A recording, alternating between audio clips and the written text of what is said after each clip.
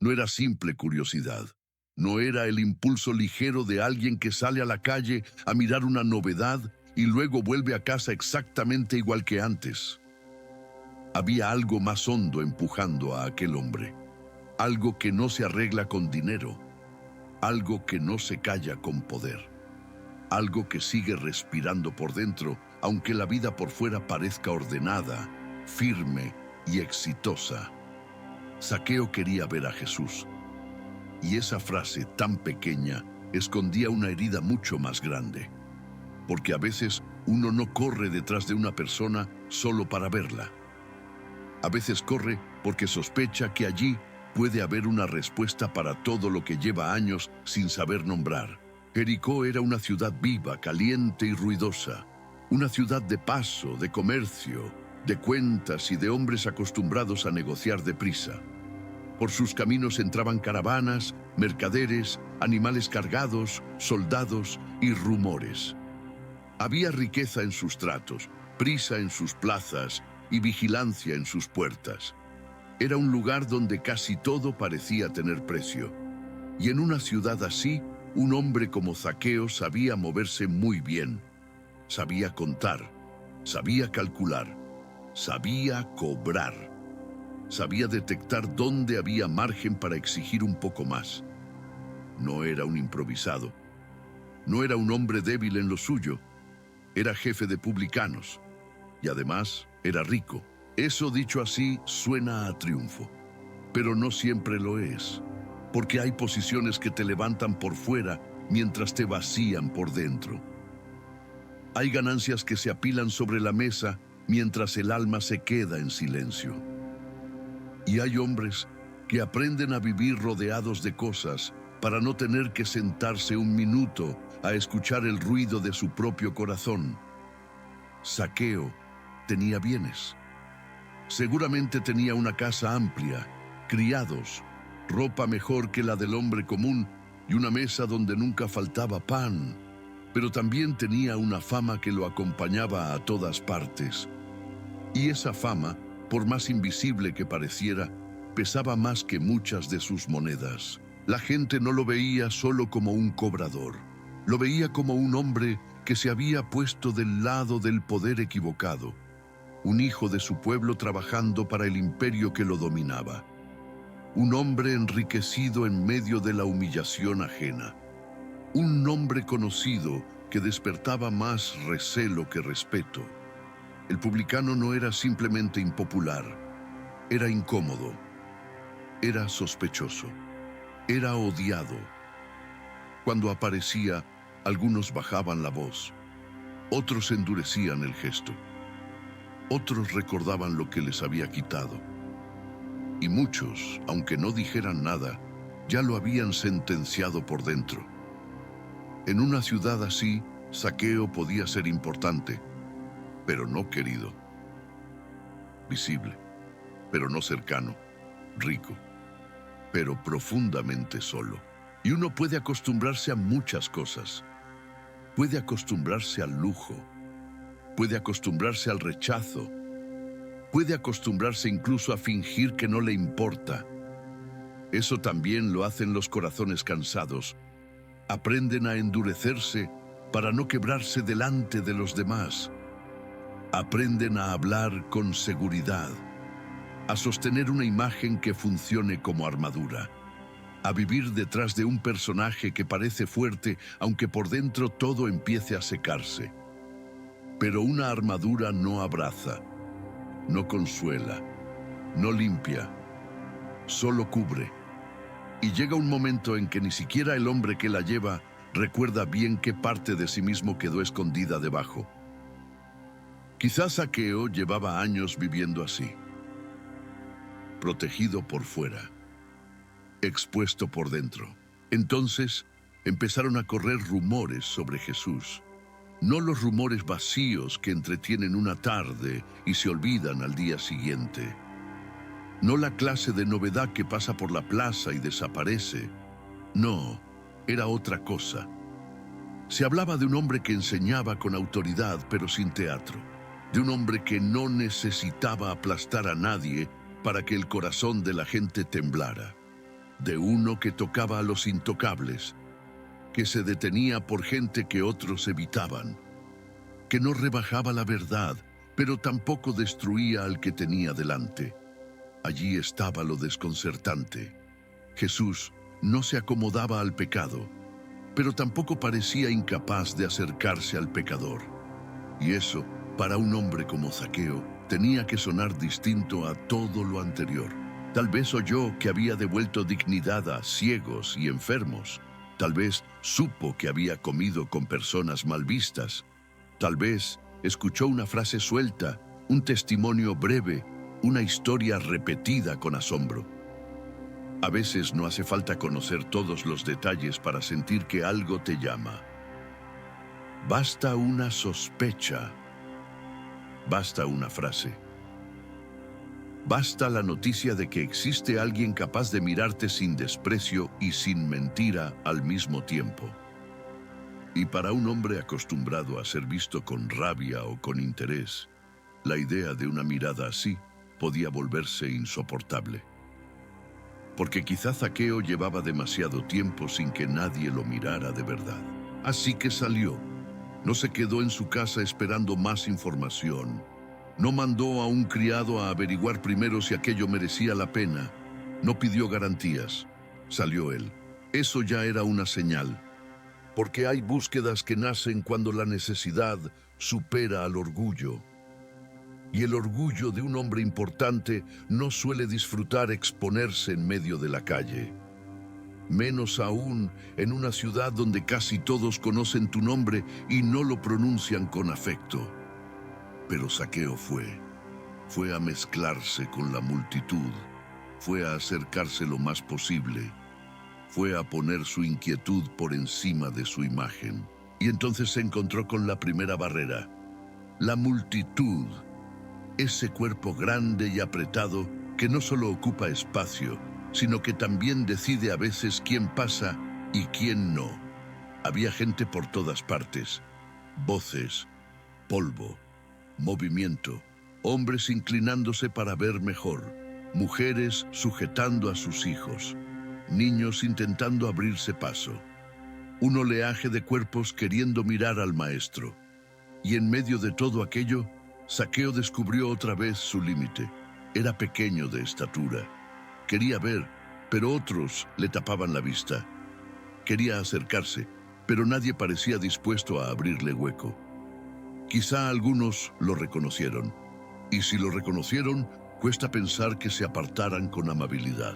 Eso tuvo que doler más de lo que parece, porque no era solo un hombre bajo intentando mirar por encima de otros.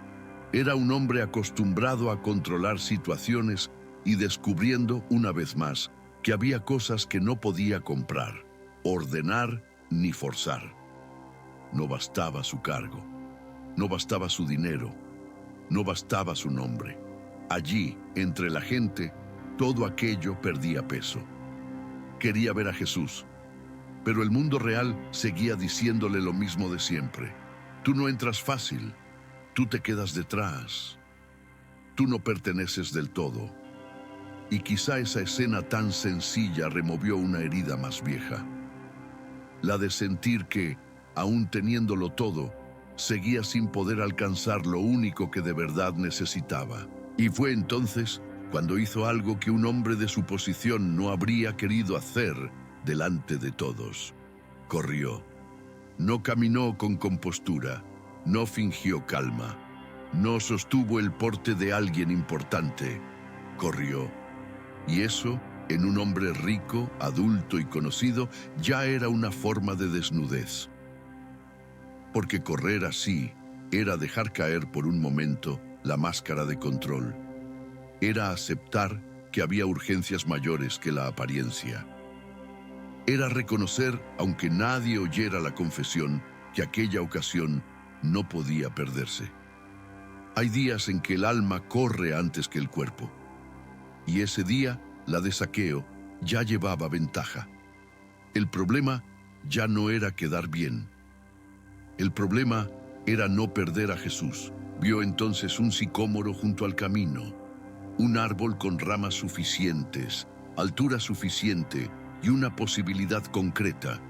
No era elegante, no era solemne, no resolvía su pasado, pero le ofrecía una salida sencilla para un problema inmediato. Si no podía atravesar la multitud, podía elevarse por encima de ella. Y subió. Subió como suben los que ya no pueden seguir defendiendo su dignidad con tanto empeño. Subió como un niño y al mismo tiempo como un hombre desesperado. Subió dejando atrás por un instante el suelo donde todos lo juzgaban. Subió buscando una rendija desde la que mirar sin pedir permiso a nadie. La escena debió de ser extraña. Un jefe de publicanos encima de un árbol. Un hombre rico escondido entre ramas para poder ver a un maestro itinerante. Una figura importante convertida en una silueta torpe sobre un tronco. Quizá algunos se rieron. Quizá otros lo señalaron. Quizá nadie le prestó demasiada atención. Pero Zaqueo ya no estaba para proteger su personaje. Su necesidad era mayor que su vergüenza.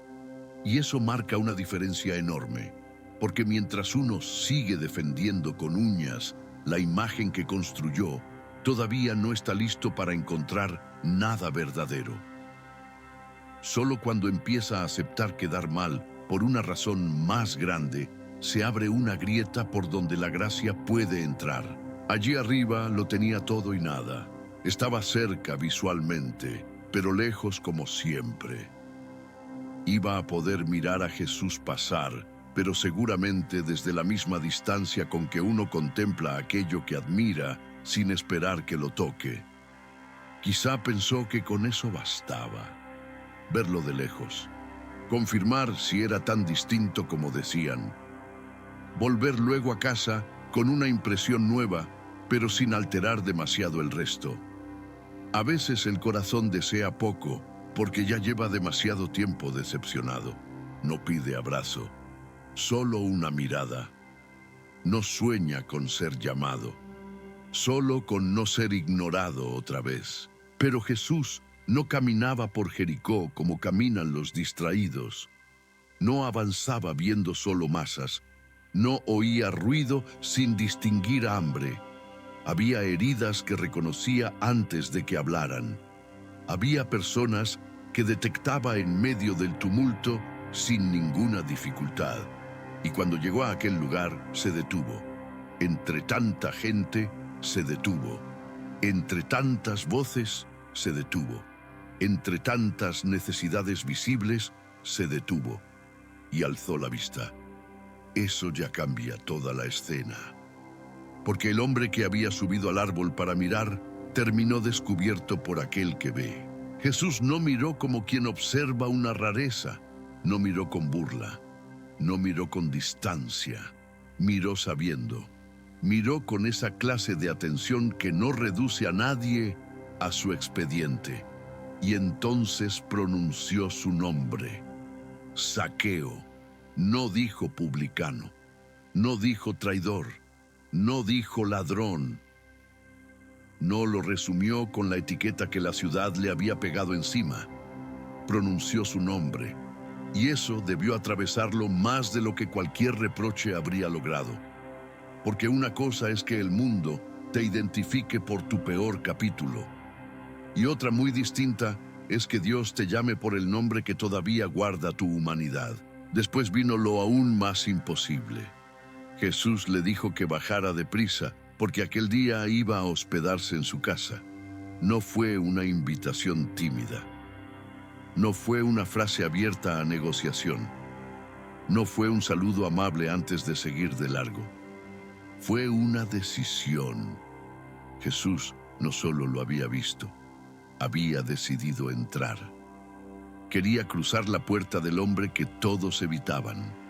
Quería sentarse en el espacio privado donde la riqueza de Zaqueo no podía esconder del todo su soledad. Quería ir allí donde la multitud ya no sería ruido, sino silencio. Allí donde el pecador no tendría ramas detrás de las cuales ocultarse. Eso tuvo que desordenarlo todo por dentro. Porque ver de lejos es una cosa, Recibir dentro es otra. Mirar a Jesús pasar podía calmar una curiosidad. Tenerlo en casa, no. Eso ya exige verdad. Eso ya toca el orden entero de una vida. Eso ya alcanza los rincones donde uno guarda lo que no quiere mostrar. El sicómoro había sido su recurso para mirar sin quedar expuesto del todo. Pero la voz de Jesús lo hizo bajar. Y hay algo muy fuerte en eso. Cristo no deja al hombre perdido, instalado en su escondite, aunque ese escondite haya nacido del deseo de verlo. Lo llama abajo.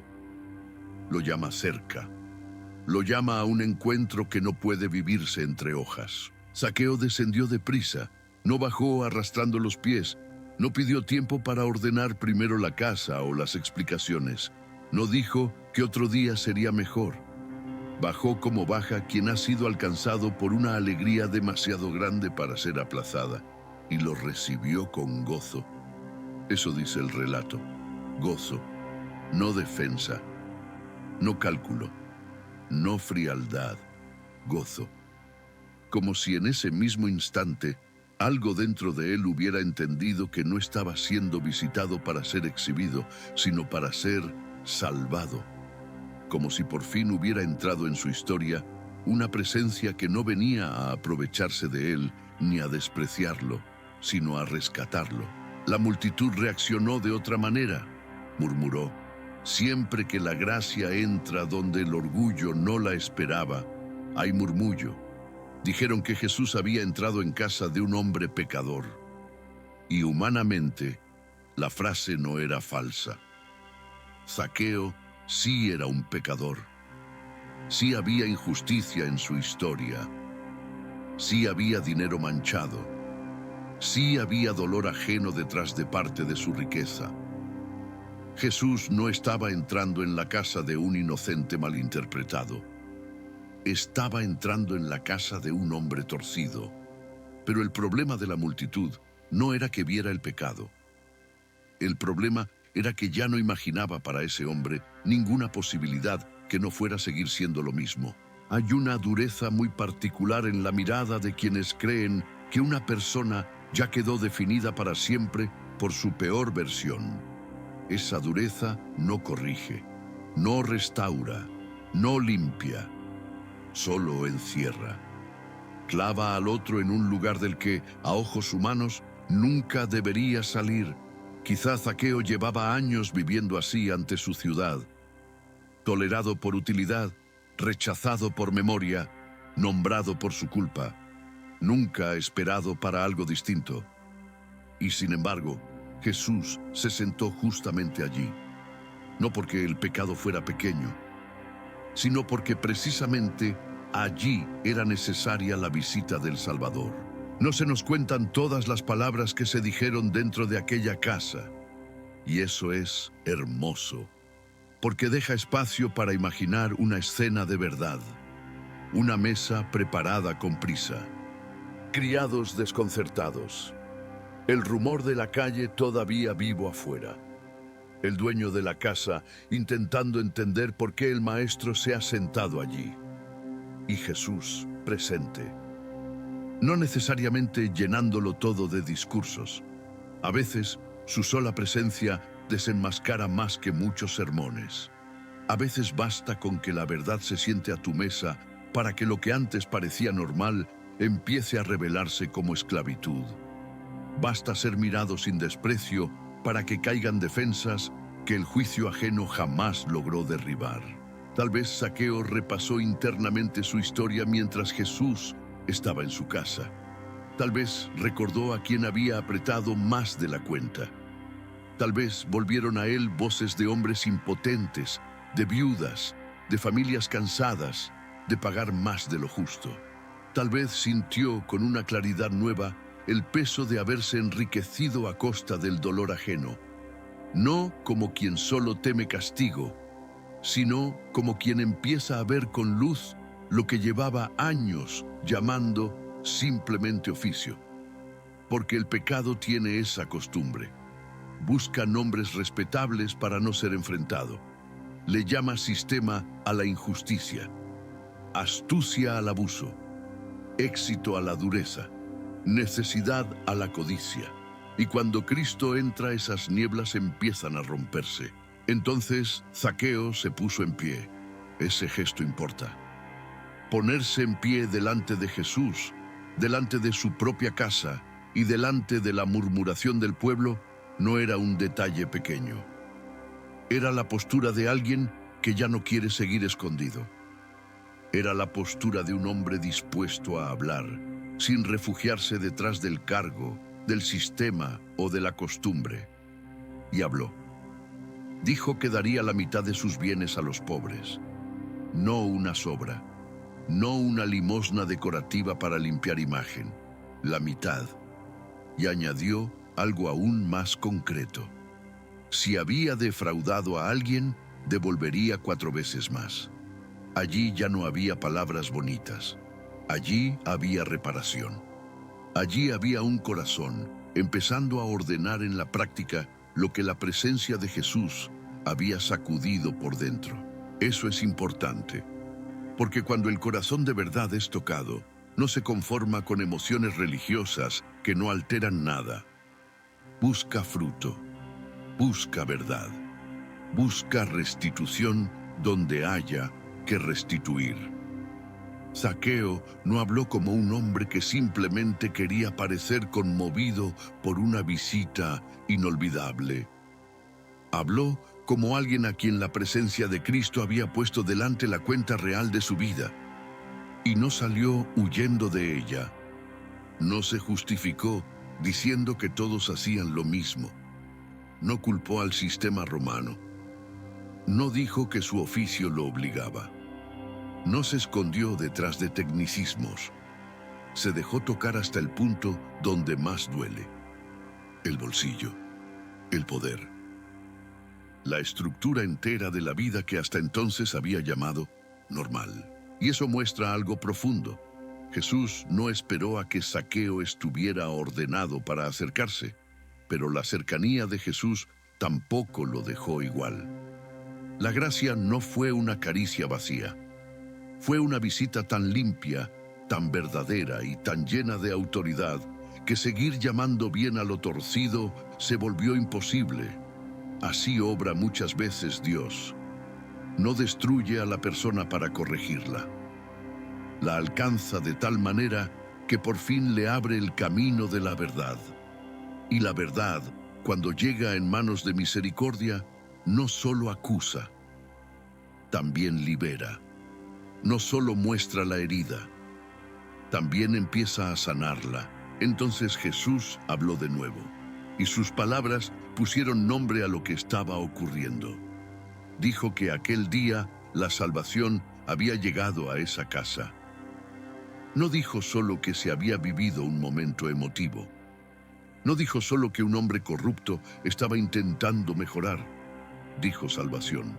Eso era más grande, más hondo, más decisivo. La casa que antes había sido símbolo de riqueza sospechosa se convirtió en escenario de rescate.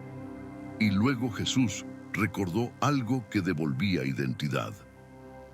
Afirmó que Zaqueo también era hijo de Abraham. Como si arrancara a aquel hombre del lugar fijo donde todos lo habían encerrado y lo devolviera a una verdad que su pecado no había conseguido borrar del todo.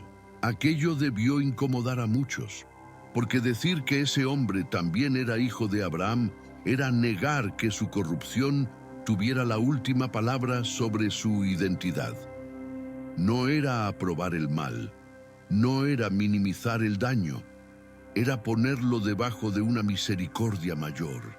Era recordar que Dios no había dejado de ver al hombre al que la sociedad prefería reducir a su culpa. Y entonces vino la frase que explica toda la escena. El Hijo del Hombre había venido a buscar y a salvar lo que se había perdido. Allí estaba el centro. Allí estaba la razón de la detención bajo el árbol. Allí estaba la lógica de la visita.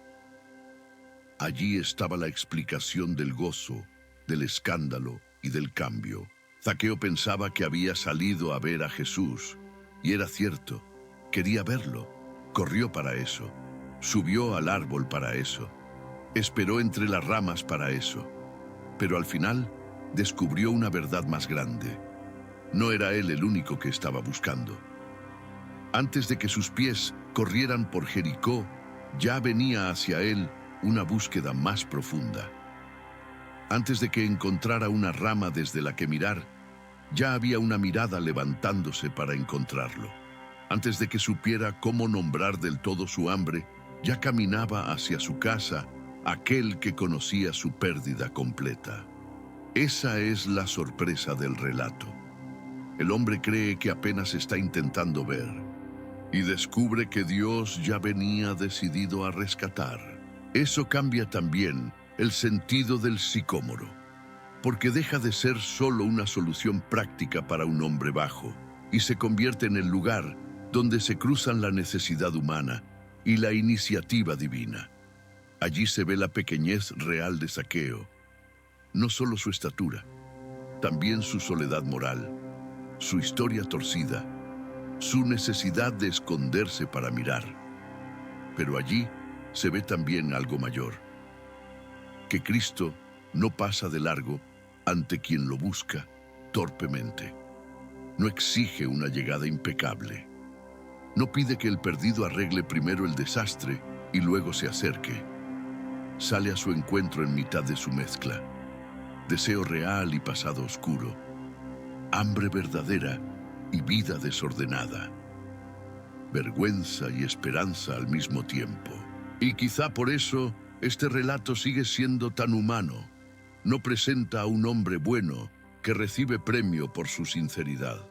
Presenta a un hombre manchado, lleno de decisiones malas, rodeado de rechazo en parte comprensible, y aún así alcanzado por una misericordia que no niega nada y transforma todo.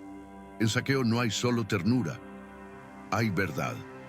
No hay solo aceptación, hay cambio. No hay solo emoción, hay restitución. No hay solo un momento bonito con Jesús, hay una nueva dirección. Su casa no queda igual. Sus bienes ya no significan lo mismo. Su nombre vuelve a sonar distinto. El hombre que subió para observar termina bajando para ser transformado. Y eso toca una herida muy profunda de cualquier ser humano, la herida de creer que ya somos únicamente aquello peor que hemos hecho. La herida de pensar que el juicio ajeno tiene más fuerza que la misericordia de Dios.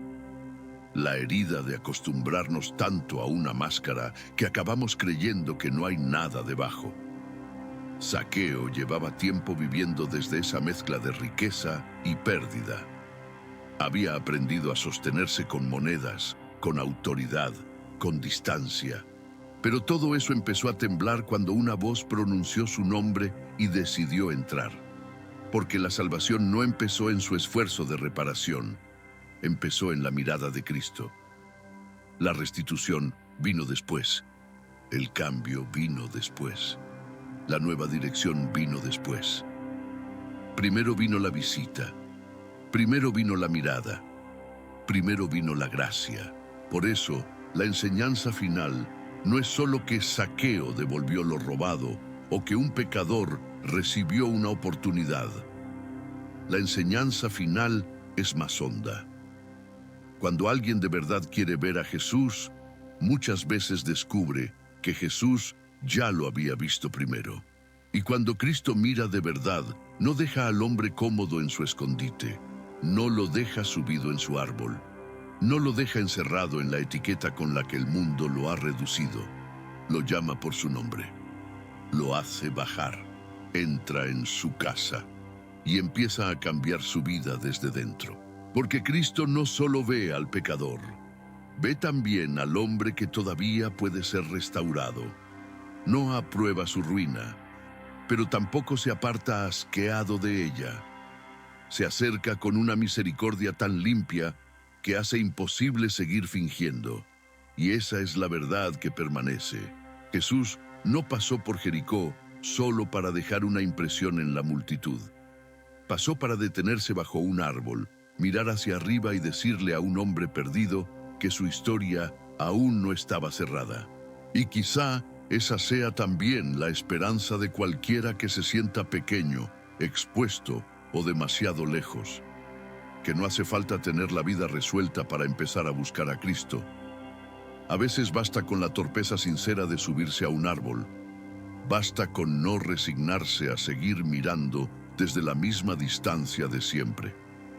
Basta con ese deseo todavía mal formado, pero real. Porque cuando un hombre de verdad quiere ver a Jesús, puede terminar descubriendo que el cielo entero ya venía caminando hacia él. Si te ha gustado, suscríbete y acompáñanos.